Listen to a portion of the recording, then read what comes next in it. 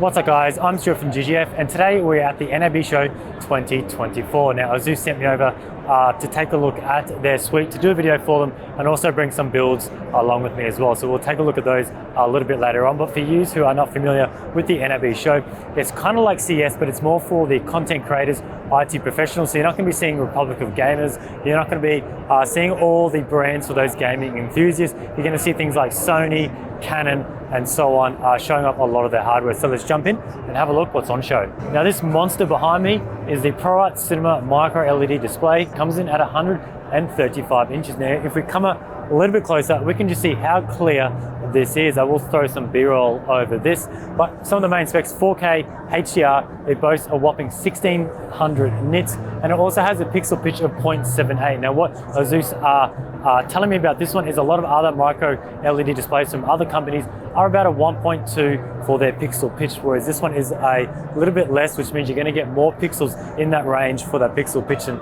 we can just see how clear this really looks. It may not come out on camera, but standing here at this event, it looks really, really amazing. Now, we did see this last year at NAB, and you might be wondering, hey, what's the purchase price on these? Where can we get them? It's not going to be an everyday monitor for every person because, of course, being the size of it, it is going to be very, very expensive. And I do believe that these are also built to order as well. Now, this display over here is the ProArt Display PA32 UCDM. Now, as I walk past this, I didn't really think this was too special. I just thought it was a standard ProArt screen, but the specs kind of blew me away. This is, of course, 4K. It is 32 inches, or to be precise, 31.5 inch. It is QD OLED. I would say it has a glossy finish. Now, there is a bit of debate. Who likes gloss? Who likes matte? Personally, I don't really mind. And then we have 1000 nits for the brightness, and it is 240 hertz. I really wasn't expecting a ProArt display to be 240 hertz because most of them, being content creators, you don't need super fast refresh rates, but I guess 240 hertz isn't going to hurt anyway. So if you have this display, you're a content creator, you can also do a bit of gaming on this as well, because that's been a problem with me whenever I edit my content. When I use a ProArt display, you're always locked at 60 hertz, or I think the highest I've seen before is 100 and 120. So it meant if I had a gaming PC that I used for my editing, I would need a secondary display that was aimed towards gaming. But with this one, no doubt you can do it for your editing, then you can switch over and do your gaming, and you will be running at your 4K 240 hertz, which is really nice as well. Now you might be wondering what this custom build is around here that is driving this monitor. Now this is done by JC Customs, and I do believe he is based in New Jersey. He does custom builds and he runs a YouTube channel as well. I'll swing around and we'll get some shots on this PC. But basically, this is an all-in-one cooled system with their ProArt GPU, their ProArt motherboard, and he's done some nice little mods with adding the ProArt logo and then some extra features with that built-in screen. And he did have this shown at CES earlier at the start of the year. Now these two screens here, they do look very, very similar. The one on the right is very, very special. I will cover the left one first. This is the PA32 UCR-K. This is 4K IPS mini LED, and the screen looks very, very nice, very, very vibrant. But the one on the right is what I want to talk about. It's very similar, as I said before. The main difference is it is 8K HDR. That's right, it is 8K, and then it's 7680 by 4320.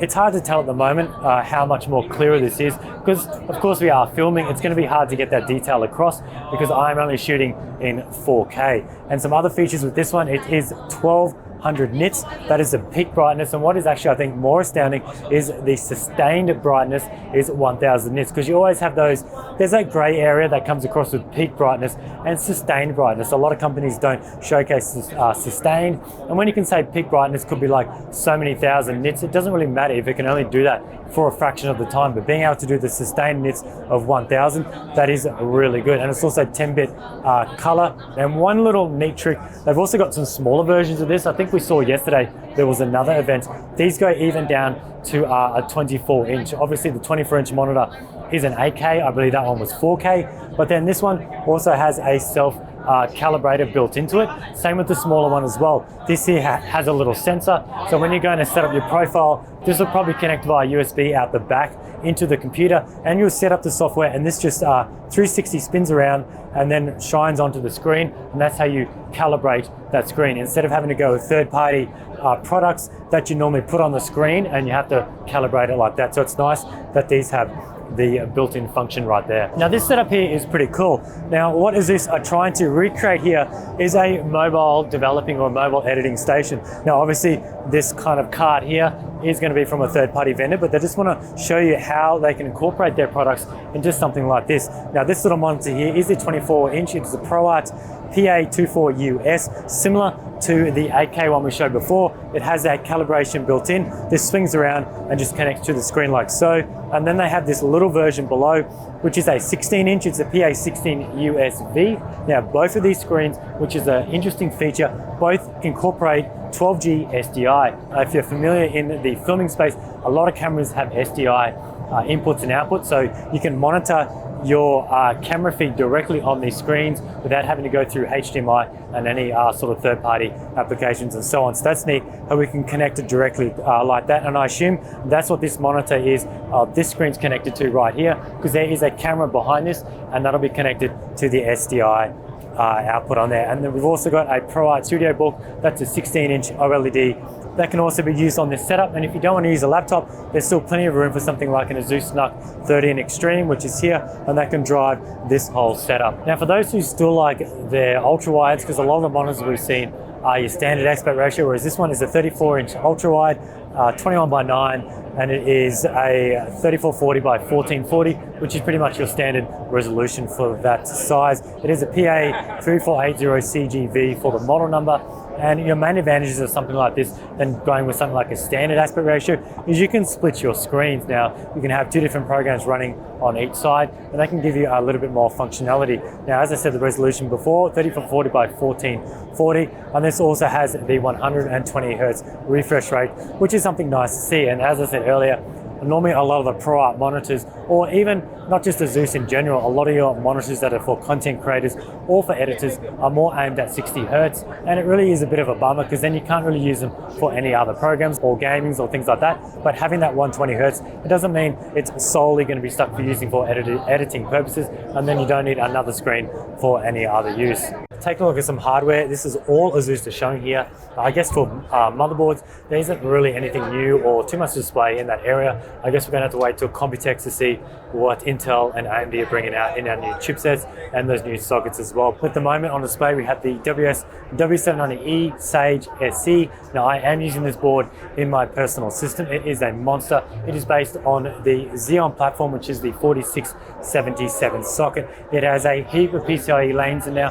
What makes this special in terms of, or what separates boards like this to standard consumer boards, is that all of these slots run at 16 by, apart from the second bottom one that runs at 8. So normally on a consumer board, you throw a GPU in the first slot, that makes the bottom slot's going to run at 8 if you want another card in the next slot and so on. And you normally only get 2 to 3 slots on those boards, and then they are all PCI Gen 5. So you can put in a heap of these quad M.2 cards. So you could have 4 NVMe, 4 NVMe, 4 NVMe, no issues at all. Also has the dual 10 gigabit Ethernet and a heap of other features. It has 8-channel memory for the 8 sticks as well. Now moving over to something more consumer style, we have the Asus ProArt Z790 Creator Wi-Fi. Now in saying this isn't sort of more for editing and so on, I wouldn't really say so. There's nothing that sets it apart to say, hey, this is only for content creators, they can only use this. You can still use this board for gaming. You can use it for anything you like.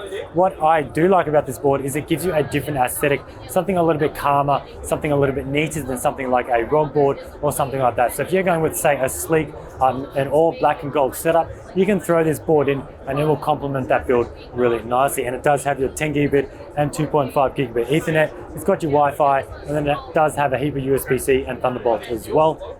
Now moving down to the last bit of hardware here, this is the ProArt RTX 4080 Super. And what I do like about these cards, they are a very, very small PCB. Not so in terms of length, but also in the width. They are much more compact than your traditional cards like your ROG and TUF. So these will fit in a lot more of your smaller cases. Alrighty guys, that is it for our NAB coverage for 2024. Just a quick video showing those few products there. I want to thank Asus for sending us out. It's been sweet. It's always good to have some builds on display, and it was great to cover these massive monitors they had as well. But anyway, thanks for watching, and we'll see you in the next one.